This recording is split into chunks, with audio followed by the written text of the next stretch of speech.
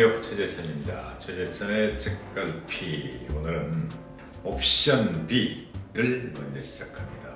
사람들은 다 옵션 A는 가지고 살잖아요. 내가 어떻게 살겠다. 근데 그게 만일 계획대로 안 됐을 때는 어떻게 해야 되는 거죠? 플랜 A가 있다면 플랜 B가 있어야 되듯이 옵션 A가 있다면 옵션 B가 있어야 된다는 겁니다.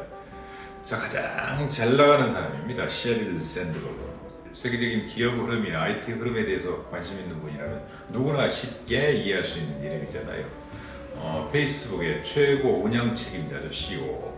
운영을 담당하는, 내부 살림 담당하는, 내부 집행을 담당하는 사람인데, 저커버크 다음에 2인자입니다. 사실 정말 탁월한 경영자고 천재성이 뛰어난 저커버그를 잘 이끌어가면서 함께 가면서 오늘의 페이스북을 키워나간 사람이죠. 정말 유능한 세계적인 기업가 중 IT 전문가 중 한 사람인데요. 이 셰릴 샌드버그가 애덤 그랜트하고 같이 썼습니다. 사실 책 좋아하는 분이라면 누구나 알만한 오리지널스, 그쵸? 오리지널스라는 책은 뭐 저도 조금 전에 나오면서 보니까 제 책꽂이에 꽂혀 있던데 안 버리고 참 좋은 책이죠. 재밌고. 이를테면 자신은 아마 실패담에서 시작을 했죠. 그 안경가게. 자기 거 강의 듣는 학생들이, MBA 학생들이 이거 안경가게 만들 겁니다. 안경 인터넷에서 사고 파는. 야, 안경 가서 직접 끼워보고 사는 건데 뭘 그런 거라니. 그래가지고 자기 성적도 별로 안 주고 나중에 같이 하자고 그래서 나 그거 안 해 그랬는데 저렇게 히트 칠 줄 몰랐다. 그 유명한 안경 인터넷 판매.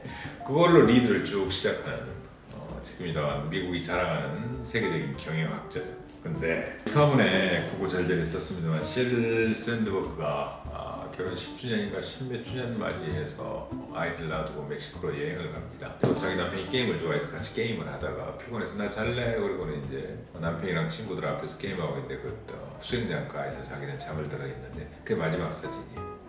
그리고 이제 일어나서 그러니까 여동생, 남동생, 부인이랑 어쩌고 저쩌고 이야기하다가 저녁 때쯤 보니까 남편이 안 보여요. 남편 어디 있어? 순간 불길한 기분이 확 들어요. 그 전에 아이들하고 통화하면서 아이가 어디 올라가지 말라는 벽에 올라가다가 신발이 찢어졌어. 10살짜리가 울면서 신발 사주고 그러니까 네 용돈 범위 내에서 그걸 처리를 해야 되는데 어떻게 해야 될지 고민을 해보자. 저 그 부분도 대단히 마음속에 들어왔습니다. 아빠랑 상의해볼게. 다시 회의를 하자. 이 문제는 우리가. 그리고 이제 전화도 끊고 그런 일상이 쭉 펼쳐지죠. 평화로운 일상, 보통 가정의 일상. 남편도 유명한 벤츠 사업가인데 탁월한. 순간 남편이 운동하러 가서 저거는다 생각이 들어요. 막 어디야? 헬스클럽에 대한 뛰어가봤죠. 뛰어갔더니 남편이 머리에 피를 흘리면서 왼쪽으로 누워있더라. 얼굴은 하래서. 그래서 자기가 인공호흡 하고 또 다른 함께 갔던 자기 여동생랑 같이 하고 119 구급차로 실려가는 거죠. 사람들이 차를 그렇게 안 비켜줄 줄 처음 알았다.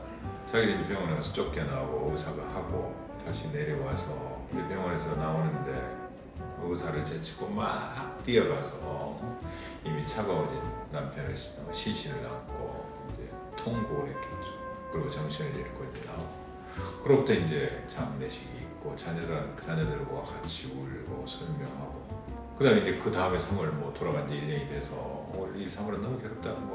혼자서 만든 결혼기념식도 있고 혼자서 만든 일주기도 있고 혼자서 만든 아이 학교 가는 행사도 있고 혼자서 만든 것도 있고 아이가 둘이라서 학교 행사 있으면 부모님 방문하는 날 있잖아요. 그러면 남편은 이 동생 방에 들어가고 자기는 형 방에 들어가고 이런 식으로 각기 맡았는데 두 교실로 어떻게 내가 왔다 가야겠지.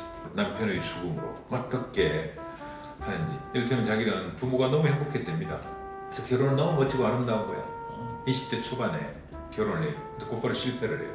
그러다가 이제 캘리포니아에서 남편을 만나요. 처음 영화보자마자 이렇게 이쪽에 어깨에 기대고 잠을 잤나 봐요. 당신은 처음부터 내가 좋아서 그랬다. 아니야, 난 원래 어느 사람한테나 영화 볼 때 이렇게 기대는 버릇이 있어.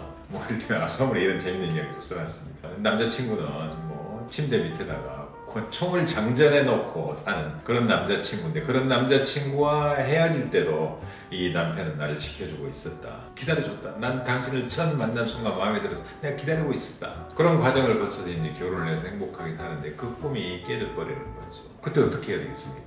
애덤 그랜트랑 알게 됐는데 전에 남편 살아있을 때부터 이걸 어떻게 극복해야 될지 그러다 우리 책을 한번 같이 써보자. 이거 극복하는 과정을. 역시나 이제 미국 특유의 개념으로 가는 겁니다. 사례로 가는 거죠. 그렇죠?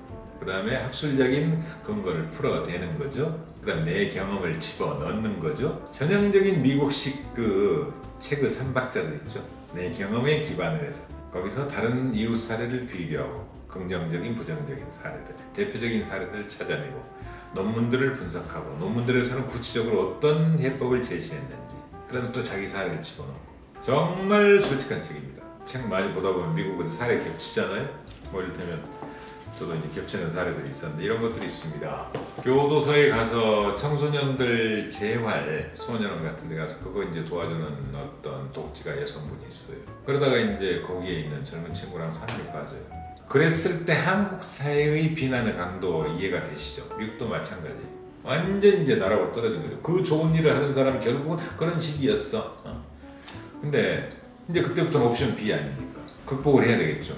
어떤 방식으로 이 여성분이 극복을 했는가를 사례를 쭉 적어요. 그 다음에 쭉 전패를 해요. 전패를. 농구팀이 어떻게 이걸 객관화시켜가지고 분석을 해가지고 옵션 B를 까고하는지. 일론 머스크가 화성으로 가는 꿈을 꾸잖아요. 근데 우리 북한도 미사일 쏩니다만 이 못된 놈들 1단계 로켓을 재활용함으로써 돈을 어마어마하게 아끼게 되거든요. 왜냐면 공중에 다 폭발해버리잖아요. 근데 1단계 로켓이 갔다가 다시 떨어져가지고 재활용하게 하는 거죠. 아마 전에 제프 베조스도 이걸 성공시켰지만 이 친구도 일론 머스크도 성공시켰거든요. 첫 번째, 두 번째, 세 번째 실패를 했어요. 그때 데려가요. 이 친구들이 워낙 아들들, 자녀들이 우울한 일을 많이 겪었으니까 긍정적인 일을 보여주고 싶어서 셀 샌더버그 아이들을 데리고 그 발사 현장에 갑니다. 첫 번째 실패를 했을 때요. 실패 가능성 있는 사항을 10가지를 적었어요. 1, 2, 3, 4, 5, 6, 7, 8, 9, 10. 마지막 점검하려고 일론 머스크. 근데 놀랍게도 11번째 사항의 문제로 실패해요.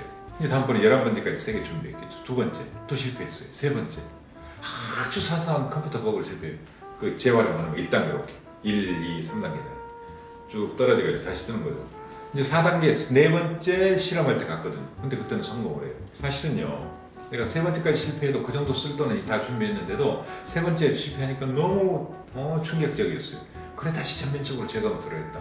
이게 B입니다. 옵션 B. 자, 맨 마지막이 대단히 진솔합니다. 그렇게 해서 남편을 너무너무 사랑하고 남편과 헤어진 걸 고통스럽게 생각하고 그렇죠? 이런 옵션 B까지 책을 쓰고 있는 와중에 남자친구가 생겨요. 그때 누군가는 가슴에 상처를 주는 이야기를 당신 어떻게 그럴 수 있어 이럴 거 아니에요. 시동생은 이를테면 샌드버그 우리 형수님 새로운 사랑을 찾아 나서세요. 준비하세요. 전혀 우리는 문제없어 이렇게 이야기했을 거 아니에요. 남동생도 그랬을 거 아니에요. 누나 언제까지 그렇게 살 거야. 남자를 사겨. 편한 친구를 사귀게 됐을 거 아니에요.